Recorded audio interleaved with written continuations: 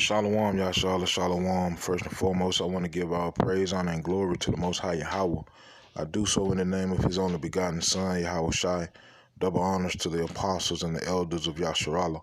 Call Haloyim Yahweh Bahashem Yahweh Shai Bahashem Harakah Kodash, for blessing our elders with the spirit of truth, so that we may know. Shout out to the Akim and the Agwa that's keeping the faith in the work. Y'all keep at it. It's your brother Abai coming at you with more precepts. This is the book of Revelation, chapter 6 and verse 4. It says, "And there went out another horse that was red, and power was given to him that sat thereon to take peace from the earth, and that they should kill one another. And there was given unto him a great sword." All right. This is speaking about Esau, Edom. And Job 9:24 says the earth is given into the hand of the wicked. All right. Genesis 27 says that Esau would rule this world, and how he would get the rulership would be by the sword. So Revelation 6 and 4 is speaking about Esau, Edom. And it ultimately ends in a major conflict.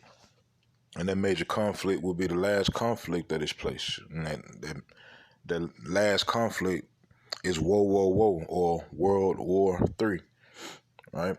And we seeing the chess plays of World War III every day, right? When you hear about the Ukraine, you hear about Russia, you hear about Iran, you hear about Israel, you hear about Taiwan, India, Australia, of course, the daughter of Babylon. You hear all of these different countries making moves as it pertains to war. And it's nothing but chess plays. And ultimately, somebody got to win, right? And it has to come down to like a final move in order for the game to be complete. So with that being said, I'm going to let the video play and I'll be back. The National Intelligence Service of South Korea has announced that it had been accepted as a contributing participant for NATO's Cooperative Cyber Defense Center of Excellence, a group that focuses on cybersecurity research, training, and exercises. South Korea is the first Asian country to join NATO's cyber defense group, so participation could potentially bring South Korea closer to NATO, but irk China further as tensions between the two countries escalate. The Cyber Defense Group was formed in 2008 when a cyber attack disrupted Estonia's state networks. With Seoul's inclusion, NATO's cybersecurity group, the CCDCOE, now has 27 member countries and 5 non-NATO allies. China has already called the move a provocation. The former editor of Chinese state-owned media responded to the news, warning of Ukraine-like results for South Korea. There's also a possibility that the move could enrage Russia besides China. NATO's cybersecurity group voted in March to include Ukraine as a contributing partner among other non-NATO countries. Now, South Korea's accession to the group appears to represent a sharpening determination among U.S. allies in reaction to rising threats from Moscow and Beijing. Whether developments in Ukraine spurred NATO to approve South Korea's membership eventually is unknown, but this action will undoubtedly help Seoul to boost their relations with NATO. NATO has been increasing its presence in the aftermath of the Ukraine conflict. 4 Asian nations or allies of the United States, including South Korea, attended a NATO Foreign Ministerial Conference in Brussels in April 2022 to discuss the Ukraine situation. All 4 countries have now been invited to attend the forthcoming NATO summit in Madrid in June. South Korea has been touted as a possible non-member participant in the summit, along with Japan, Australia, and New Zealand, as the U.S. attempts to mobilize allies and partners to hold Russia accountable for its invasion of Ukraine. Given the growing tensions in the Indo-Pacific, NATO is looking beyond its name, geography, to engage with key players in the region. The Quad Alliance, often described as an Asian NATO by China, is a strong embodiment of the Indo-Pacific balancing policy. The United States, India, Australia, and Japan are the members of this arrangement. South Korea is considered part of the Quad Plus group. All right. So just like we were saying with the beginning of the Russia-Ukraine thing with Israel and Iran last year and China and America year before. I'm not saying that they dropping bombs tomorrow. It's not that, right? War comes and plays, right? Like a chessboard, right? And this ain't nothing but a power play. If you notice, basically, the daughter of Babylon and its allies are surrounding Asia. Asia don't necessarily mean China. It just means East. Russia is East. Russia is Asian. China is Asian. Australia is Asia. Right? New Zealand is Asia. Right? So they are surrounding that place. And the people that are surrounding, they seeing the play. That's why they're making plays back.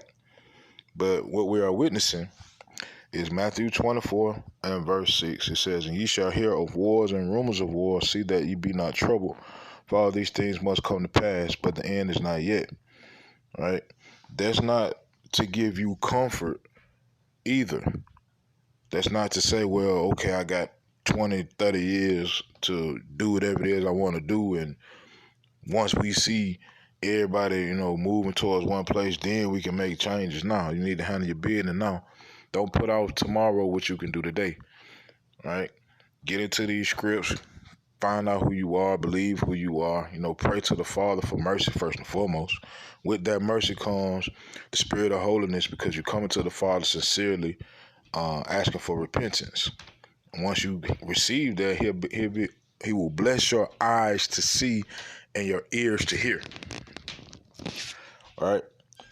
But anyway, this is Matthew 24 and 6 again. "And ye shall hear wars and rumors of wars. See that ye be not troubled, for all these things must come to pass, but the end is not yet." All right, so it's also, like I said, chess moves being made, which takes my mind to Joel chapter 3. So Joel chapter 3 verse 1 says, "For behold, in those days and in that time, when I shall bring again the captivity of Judah and Jerusalem," and that bringing again is happening now. First, it starts with the awakening, like you read in Ezekiel 37, the valley of the dry bones. Valley of the dry bones got to wake up to who they are, right? The gospel got to be preached all around the world, right? Like it's spoken of in Matthew 24, if I'm not mistaken. Then the end will come, right? But it says in verse 2 in Joel 3, "I will also gather all nations." So you are seeing the nations gather, right? And will bring them down into the valley of Jehoshaphat, and will plead with them there for my people and for my heritage Israel, or Yasharallah, whom they have scattered among the nations and parted my land. So we seeing the gathering, right?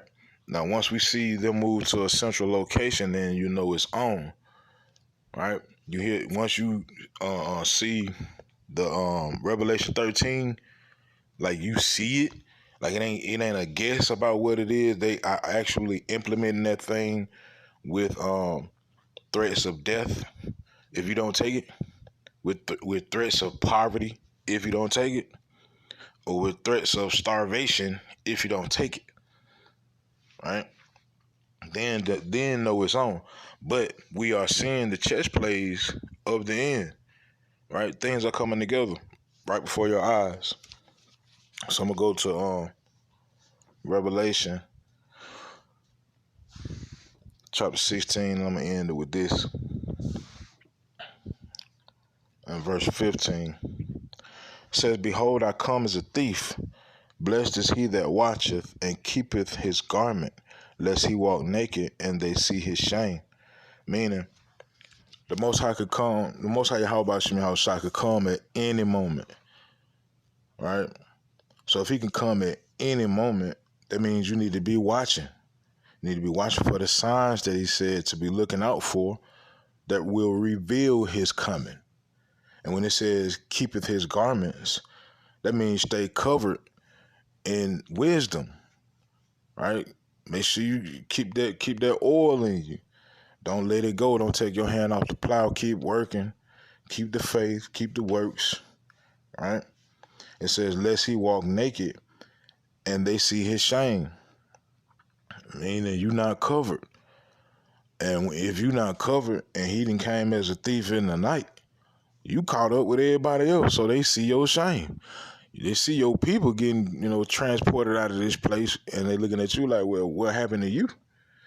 It's because they saw you naked, and they're seeing your shame, right? Verse 16, it says, and he gathered them together into a place called in the Hebrew tongue Armageddon, right? That last hoorah, that last battle, right? And like I said, we're seeing the chess plays of it now, and it's all boiling down to like the last move to take the king. But at the end of the day, the real king, Yahweh Shemel Shahi, will not be taken. Right? So, with that, Yahweh Shemel Shah Ratazah, these precepts in this video were edifying. Call hello, Yahweh Bahashim Yahweh Shai, Bahashim Harakak, Wadah Shalom, Yashala.